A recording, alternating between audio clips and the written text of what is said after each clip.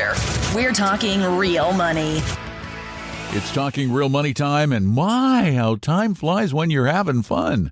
We are already at the end of a week, so that means this is the Friday Q&A. Actually, it's the CQ&A edition of Talking Real Money, the C standing for comments. I am Don McDonald. I do the Friday show because I kind of just hang out here and answer these questions. Just a kind of a quiet little get-together between you guys and me, and we do it pretty much every week. So if you have questions for us, for me, and for Tom and me, you can record them at talkingrealmoney.com on the contact form.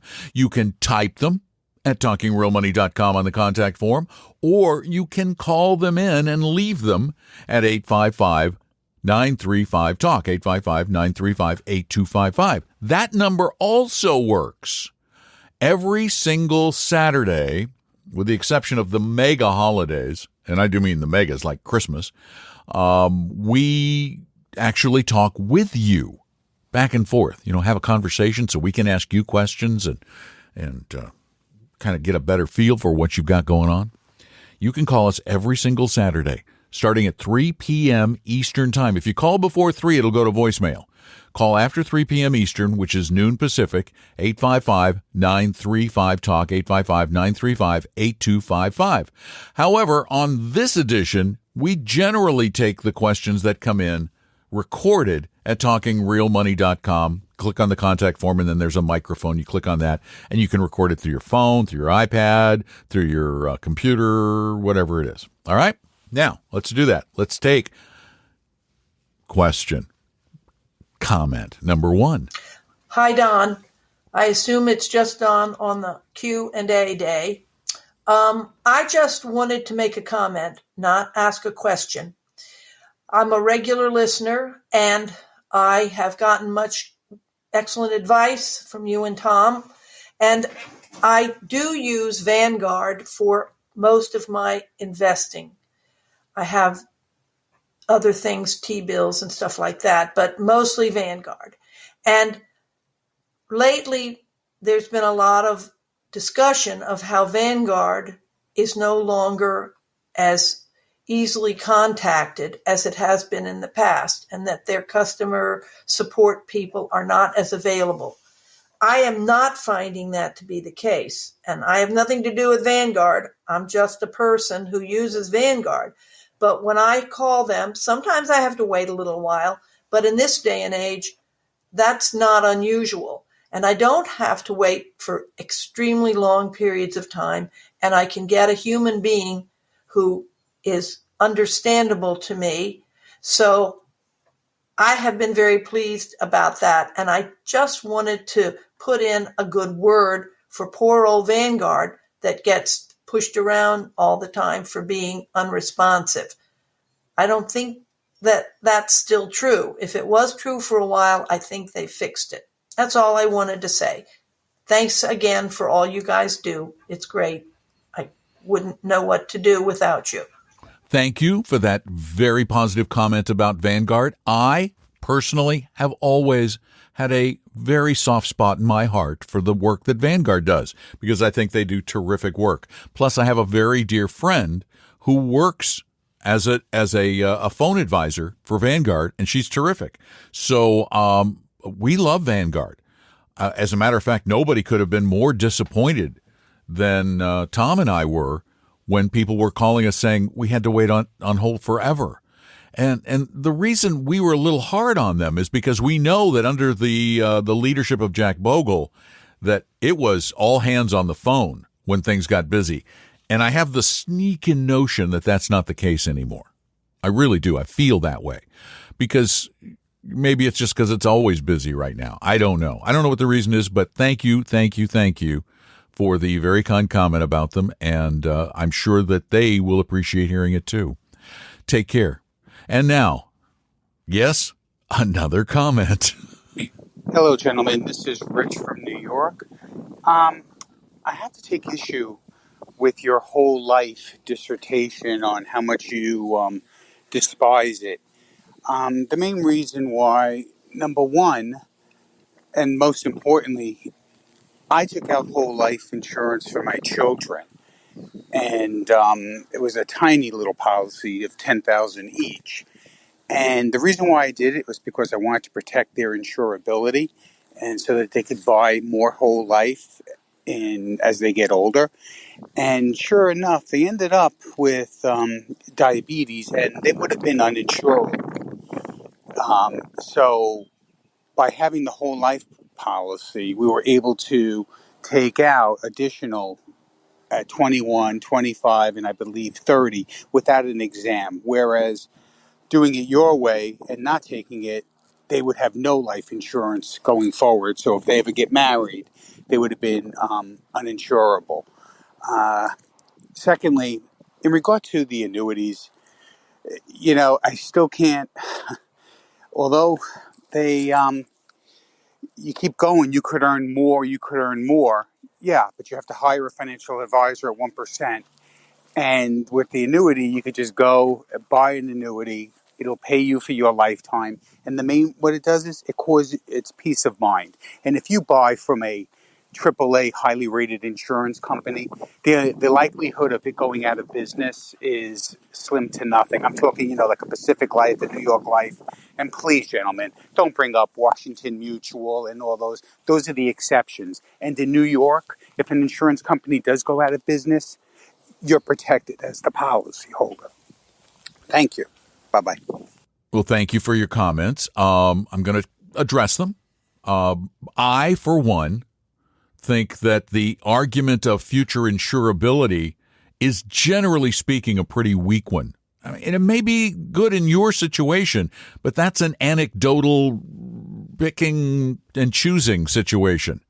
One, we don't think even adults should carry whole life insurance because it's a very expensive form of life that really doesn't make much money. It's a hybrid. It's a savings account and life insurance, and we don't think that the twain should meet. And we will probably continue to have that opinion for a very long time. We don't believe in buying life insurance because the thing is, like for your kids, if they're in their 20s and they're unmarried and they have no children, why pay money for life insurance when you don't need to insure against dying? It's the same argument I have. And again, I don't think that insurability argument holds a lot of water for most cases, and we have to be generalists here. And insuring a child? Why? Why? Other than your argument, I mean, why? There's no need to benefit financially from the death of a child. Plus, it's creepy. But anyway, moving on to the annuity point.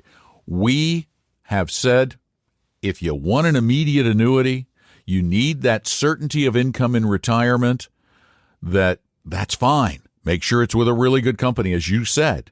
And by the way, New York has one of the best funds backing up the insurance companies. Many other states don't. So it really depends on where you live.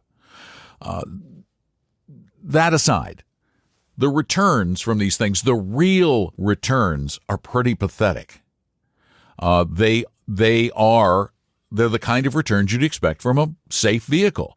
And our biggest problem is not with the products themselves.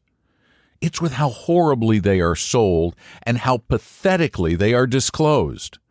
Almost none of the downside of annuities is ever disclosed except in the gigantic disclosure documents that are maybe given to the customer.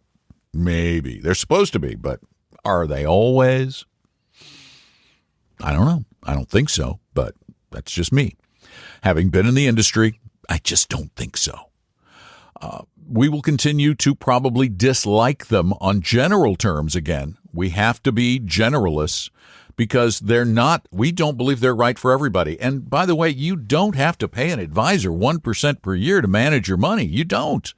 We tell people every single day how they can manage their money on their own with just a couple of funds or ETFs, as long as they do a couple of things. 1, rebalance. 2, control their emotions. 3, know your risk tolerance, know your needs. As long as you know those things, you don't need an advisor. A lot of people do, but not all. And we do believe you can make a lot more because there's a middleman with insurance. See, the problem is not just one middleman. There are middlemen. And I'm sorry to be sexist, but that's what they're called. Middle people. The middle people are the person selling it who has to receive somewhere between 5 and 7% of most annuity sales, maybe even more. And then there's the insurance company that has to somehow pay for that gigantic staff, that beautiful building they're in. Insurance companies have almost always been some of the most profitable companies in the world. And I'm going back hundreds of years. The insurance business is very profitable because it's a safety casino. It's a hedging your bets casino. And they know what it takes to win. They have the numbers, the tables, the actuarial data. So you're never going to convince us, but I'm glad you liked it, and thank you for commenting. I do appreciate that. Again, if you have questions, just send them in at talkingrealmoney.com, talkingrealmoney.com, and let's go to our next one. This is actually a question. Hey guys, love the show. My name is Daniel. I am 38 years old, so you're welcome for bringing down the median age of listener to your podcast. But anyways, my wife and I have been saving faithfully, exclusively through Roth IRAs over the years. And so I work in the nonprofit sector, so I don't make a ton of money, but I make enough and save enough that we should be okay for retirement. We are fine with risk. We're kind of set it and forget it type of investor. So my asset allocation is I rebalance every year and have a target percentage of 55% in VTSAX, the total U.S. stock, 30% in VEU, total world, all through Vanguard, 5% in BND, the total U.S. bond, and then 10% in VBR, the Vanguard small cap index fund. And so my question is this year we had a unique financial situation to where we're going to price out just for this year only the income limits for a Roth IRA. And so I'm going to be opening a brokerage account for the first time. And so my question is when I am investing in a brokerage account, should there be any switch to what my asset allocation is if my goal is ultimately the same? So all the money that we're going to get this year, we're going to live off the same amount of money, but the increase in money I want to put all in savings to kind of jump ahead on retirement. So is there any reason I should veer from this asset allocation for it being in a brokerage account as opposed to a Roth IRA? Super grateful for you guys. Thanks. Since you're not eligible for a Roth because of income reasons, you might want to consider a backdoor Roth because it doesn't sound like you have any regular Roths that would have to be sold or, moved into a Roth pro rata and the taxes paid on them. Because you can do a backdoor Roth by putting money into a regular non-deductible IRA and then immediately moving it into a Roth. And if you do it immediately, there will be no taxes to be paid on the conversion because you made no money. So if you do it like that, then you end up with Roths and you get around the Roth rule. It's why this whole thing is so silly. It is just silly. However, if you're going to have, I'm not opposed to having a regular brokerage account because Roth contributions are limited. As a matter of fact, you should have a regular brokerage account. In the regular brokerage account should be ETFs, growth-oriented ETFs, the ones that don't distribute a lot of dividends. That would be small cap and emerging markets, those kinds of things, those segments of your portfolio. Those should be in the brokerage account in ETFs because ETFs are structured in a way that allows them to, for the most part, avoid capital gains distributions that mutual funds must make on an annual basis. If they buy and sell securities and realize some gains, they've got to pass those gains along to the shareholders every year. And you get taxed on those. And that's the problem with the brokerage account. You get taxed. So if you have ETFs, they don't distribute capital gains. And if you have a low dividend ETF, they don't distribute taxable dividends. So therefore, you get tax deferred growth. It's nice. So you get the best of both worlds. You've got the tax-free growth of the Roth and the tax-deferred growth of the brokerage account. And the other benefit, at least with current tax law, is the fact that capital gains are taxed at a lower rate than our income distributions, dividends, and the like. So something to consider. But you're doing very well. Thanks so much. And now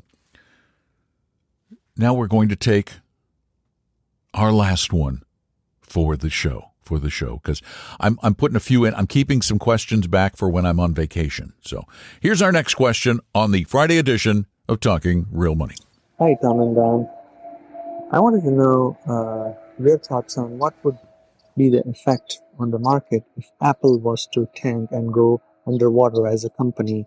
What effect would it have on the investors who have broadly diversified index mutual funds in their portfolio? Like I have 40% US large cap, like PT stocks, 30% US small cap value, 20% total international stock market, and about 7 to 8% REITs and 1 to 2% cash. How would a company of the size of Apple going underwater will have an effect on my portfolio, for example? I just wanted to know your thoughts. I know you don't have crystal ball, but again, if you can shed some light. Thank you so much for everything you do, and hope you continue to do the same for a very, very long time to come. That is an interesting hypothetical. And it's just hypothetical. Do I expect that will happen? No. I mean, could it? Sure. Yeah. I mean, Apple practically failed once. Similar companies have stumbled. I don't know of any that big that have failed completely. I'd have to do some historical research, but that would be a big deal if Apple failed. I can't imagine it. I cannot. But to answer your question, what would happen if Apple failed?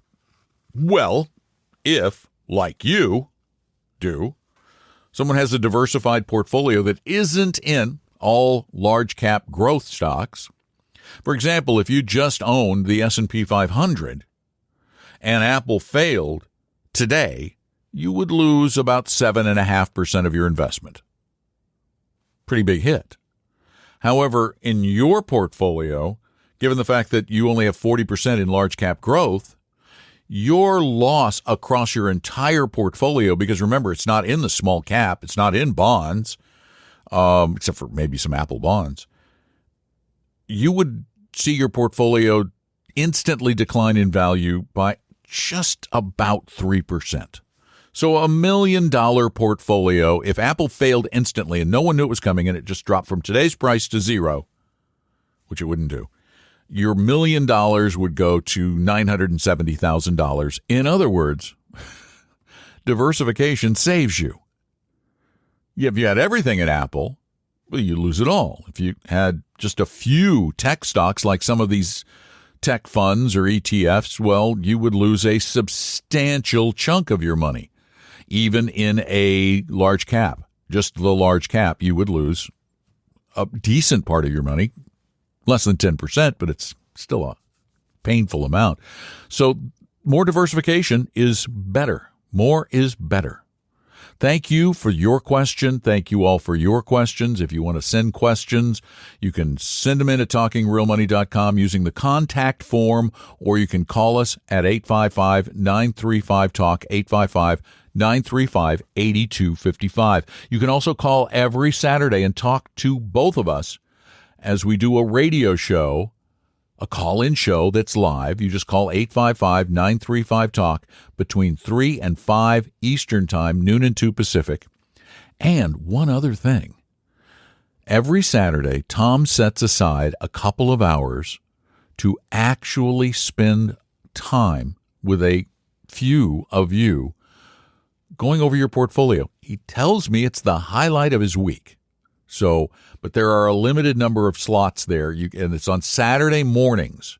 He can't talk to you past about 10 o'clock Eastern, probably 10 or 11 o'clock Eastern. But you can book one of those just by going to talkingrealmoney.com and clicking on Meet an Advisor, or you can meet with our other advisors, and it's free, and there's no obligation, and there's no high-pressure sales pitch like most people in this business. So there you have it. That's all I've got for you. Thank you for being a part of it. If you're listening on Friday, have a great weekend. If you're listening another time, have a great whatever's next. And again, join us tomorrow, 855-935-8255, as Tom and I are talking real money.